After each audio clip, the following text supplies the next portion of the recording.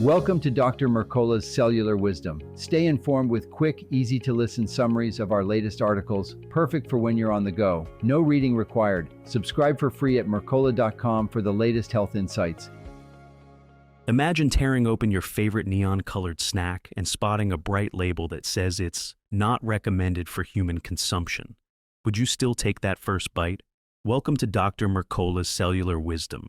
I'm Ethan Foster, and today we're exposing the hidden additives behind those comfort foods you reach for every day, alongside my co-host, Alara Sky.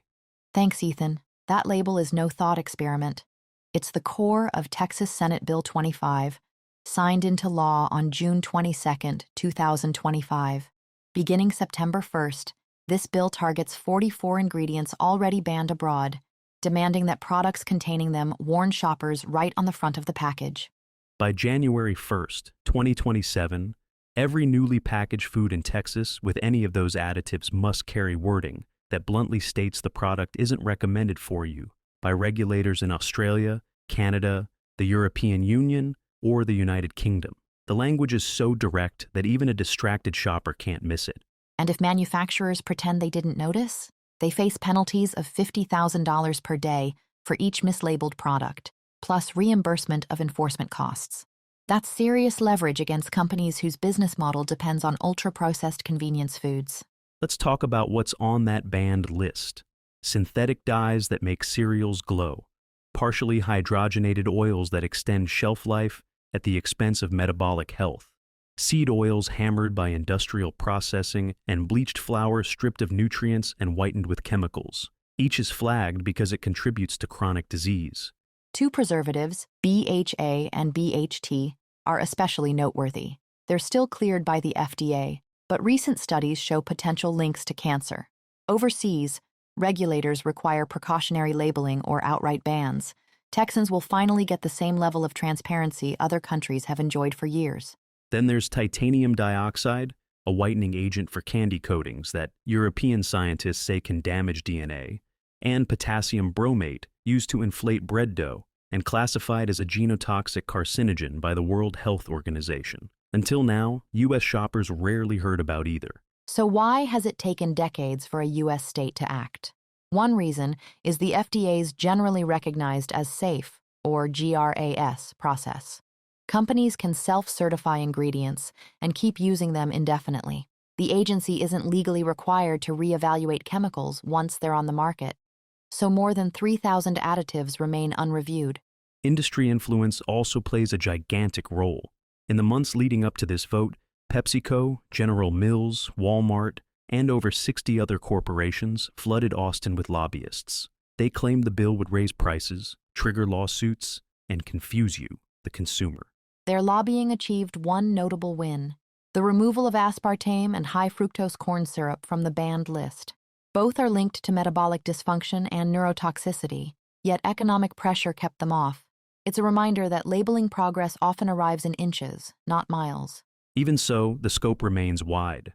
Products like Skittles, Doritos, and Fruit Loops, all staples of American snacking, could soon display that jarring label if formulas don't change. Texas's population tops 31 million, so manufacturers may reformulate nationwide rather than run dual supply chains.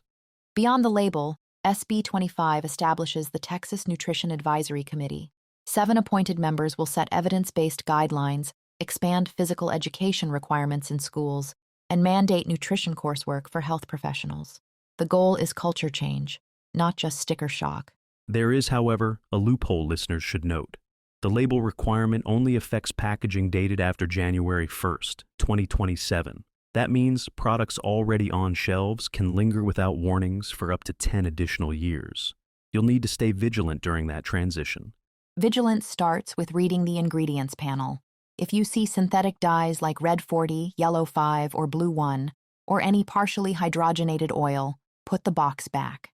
These are among the 44 substances the rest of the developed world already questions or forbids. Next, stay tuned to recall notices from regulators and advocacy groups. The Environmental Working Group and Children's Health Defense routinely flag contaminated or mislabeled goods. A quick online search before shopping can save you from weeks of unintended exposure. You can also wield your wallet as a lever. Brands that voluntarily reformulate or highlight clean ingredients deserve support. When shelf scanners show those items moving faster, executives notice and shift budgets toward safer products. Finally, anchor your meals in whole foods you recognize instantly: grass-fed beef, pasture-raised eggs, root vegetables cooked in ghee or grass-fed butter, and fruit still packed with pulp. When each ingredient is familiar, you eliminate most chemical question marks. Remember, ultra-processed foods already comprise 73% of the U.S. food supply. They're engineered for convenience and craveability, but the long-term cost is metabolic dysfunction, inflammation, and escalating healthcare bills. Senate Bill 25 confronts that reality with plain language you can't ignore.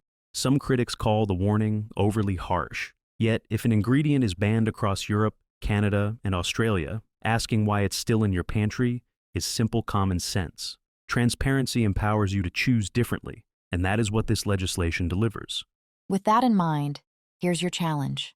Sometime in the next 48 hours, grab 3 processed items from your kitchen: snack bars, breakfast cereal, soda, whatever you consume often. Compare every ingredient to the Texas banned list. If you spot a match, remove that product and swap it for a whole food equivalent the next time you shop. If you're unsure where to start, print out the banned ingredient list and tape it inside your pantry door so every decision becomes an informed one. Taking that small action cuts exposure immediately and signals to manufacturers that you prefer clean, transparent labeling. As you do that pantry audit, consider snapping a photo of an ingredient panel and sharing it with a friend. Grassroots awareness spreads faster than corporate advertising. Your single choice can inspire a ripple that helps families, schools, and entire communities rethink what qualifies as food. Thank you for watching Dr. Mercola's Cellular Wisdom. We'll see you on the next episode. Thanks for watching. Subscribe now and click the notification bell so you never miss an update. See you in the next video.